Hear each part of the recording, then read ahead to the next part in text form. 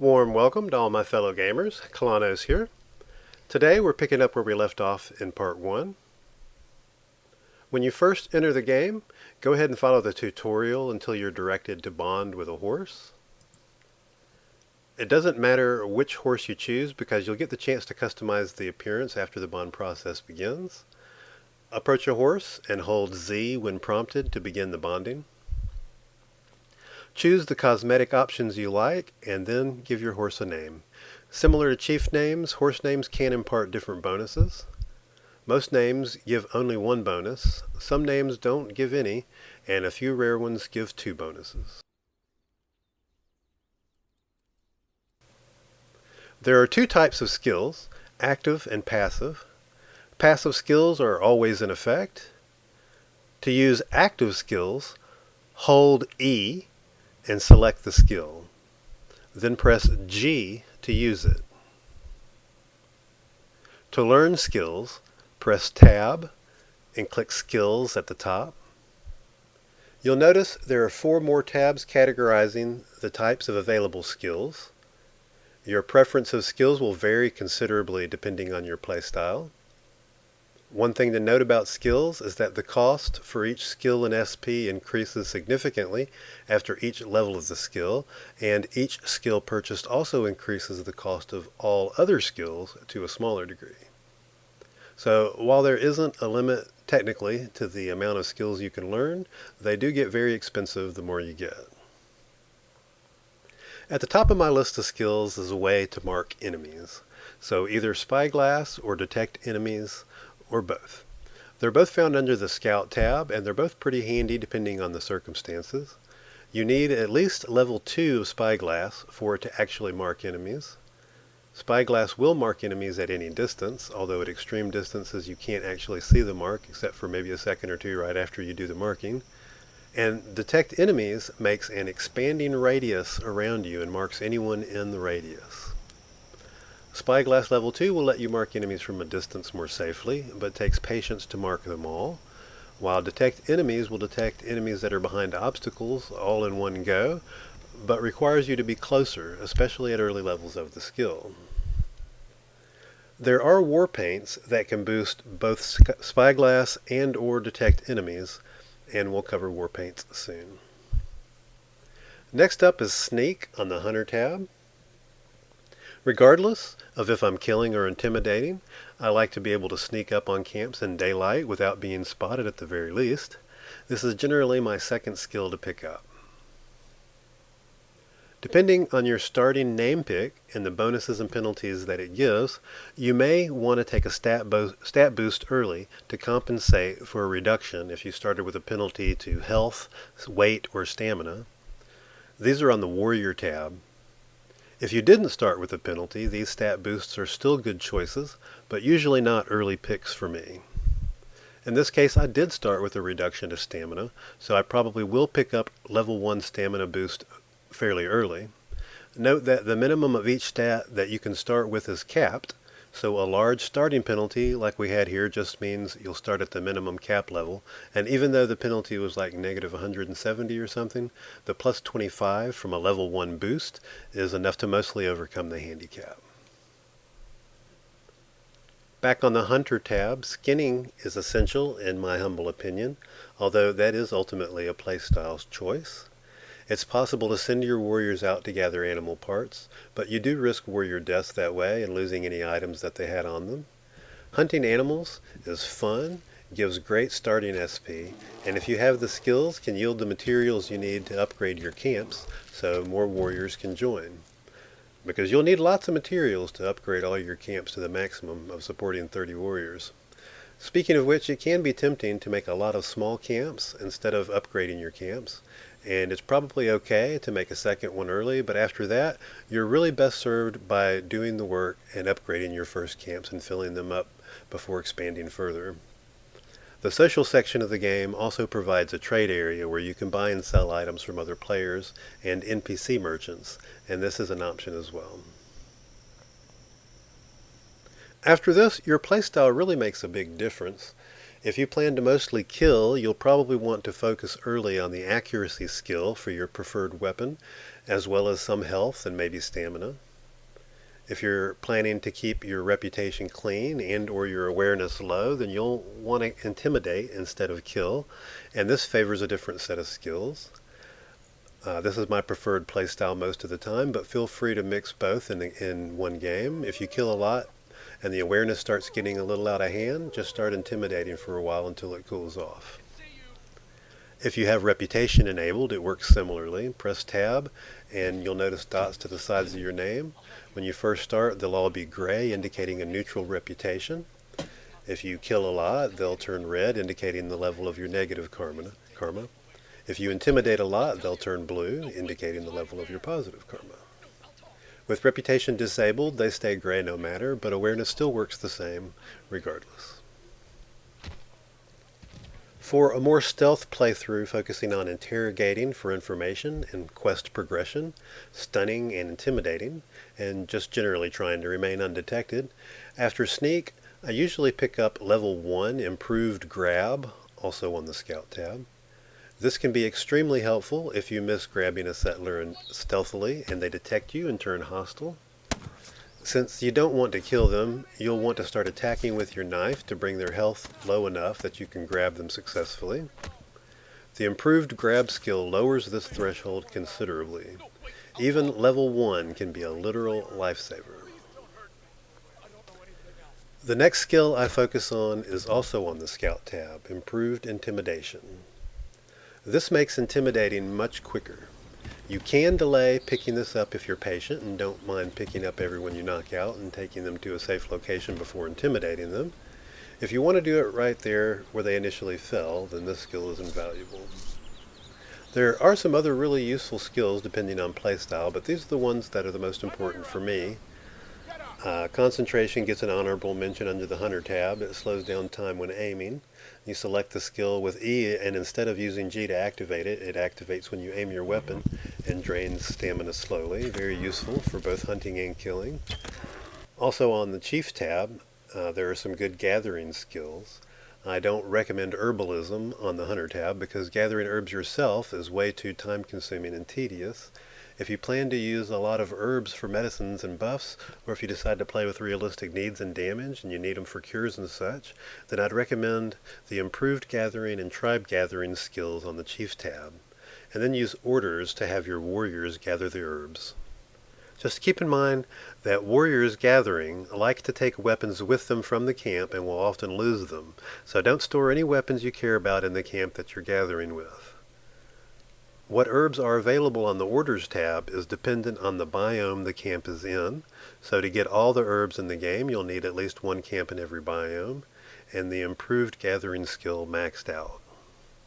Personally, I don't use a lot of herbs, and I find plenty in containers of enemy settlements when clearing them out. I also do a fair number of the events in the Social tab, and get a lot of health potions that way, and I don't need to craft those. I'll talk more about events in another video, as they can be very helpful, especially for new players. Now, don't ignore the skills that I didn't cover. There's still plenty of great ones. Be sure to look them all over and tell me in the comments which ones I definitely should have mentioned. After skills, let's look at the Objectives tab. Pretty self-explanatory. You can choose an objective to change your current marker on the compass accordingly. You can mostly ignore or follow these as you please, but some advance the main plot and some give rewards. If you see one that says Fallen Warrior, those objectives are like a lottery, since they contain the backpack contents of another player when they died. You can even get DLC weapons without owning the DLC if you're lucky.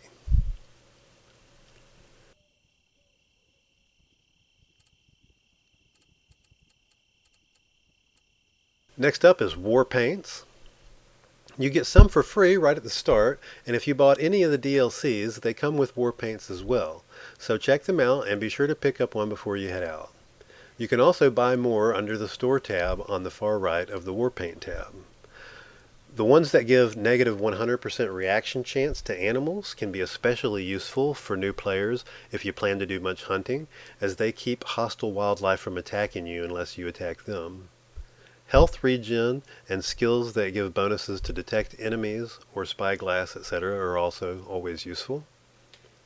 Purchasing war paints takes SP and trade tokens from your social stash, not from your local resistance. More about that in a minute. After you pick a war paint and apply it, and be sure to apply it to all the body parts, take a look at the crafting tab. We saw it briefly earlier when we were doing the tutorial and we crafted a bow and an arrow. There's lots of stuff to explore here, but a couple to mention are meat bait on the bait tab for baiting the local wildlife to your location for easy hunting. Crafting these provides a fair bit of early SP and they're cheap to make. If you kill everything that comes when you use one, you'll get significantly more meat back from skinning the corpses than you used for the meat bait in the first place. Plus you'll get a good bit of SP, especially for bears. If you have improved skinning skills, then you'll also get animal parts as well. On the trap tab, bush hideout is cheap and easy to make and provides a fair bit of SP early on. These are also handy to have on you for emergencies to provide a quick hiding spot if you're caught out in the open. To use these, or any other consumable or one-use item, hold down the 2 key and select the item you want to use. For healing consumables, I tend to get plenty of these from event rewards, but if you need more, the best and easiest options at the beginning of the game are the purple coneflower decoction on the curatives tab, or the black cohosh infusion on the renewals tab. On the specials tab, you'll find black cohosh pulpy mash.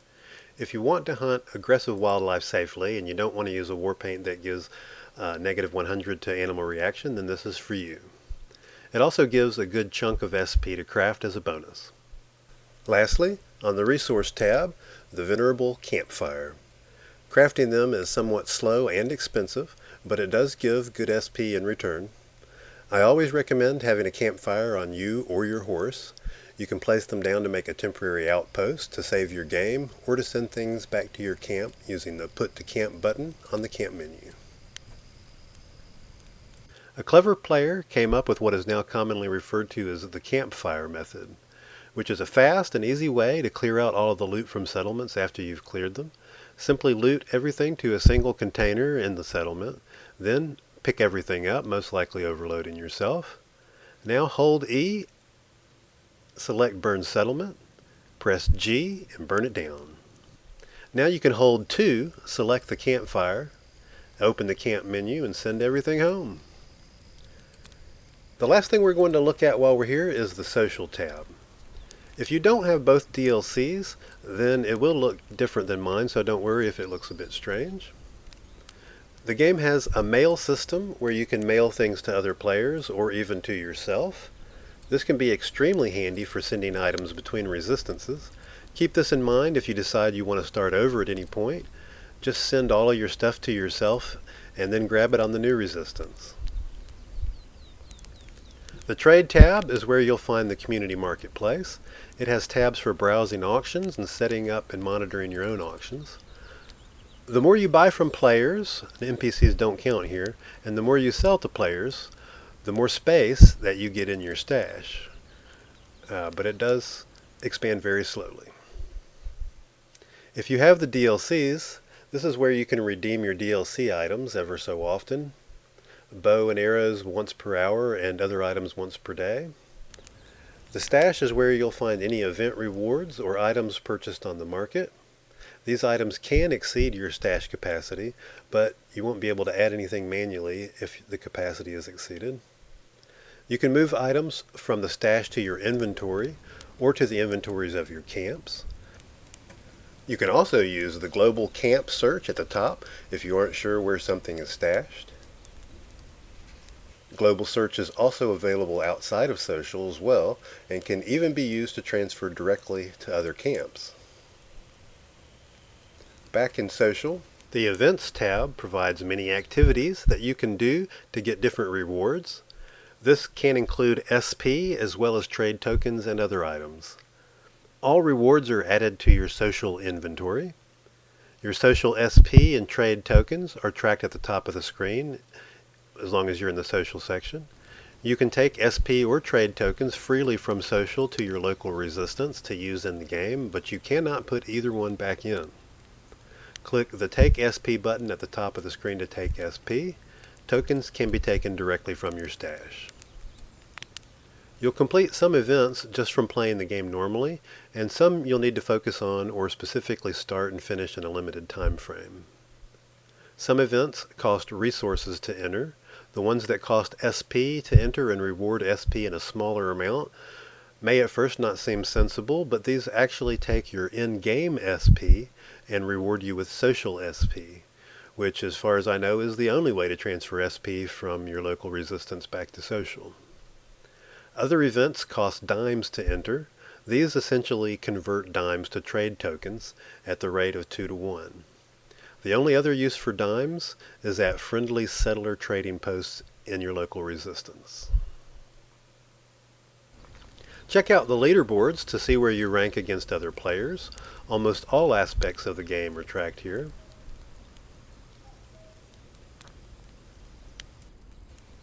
So, are you ready to jump in and clear your first camp?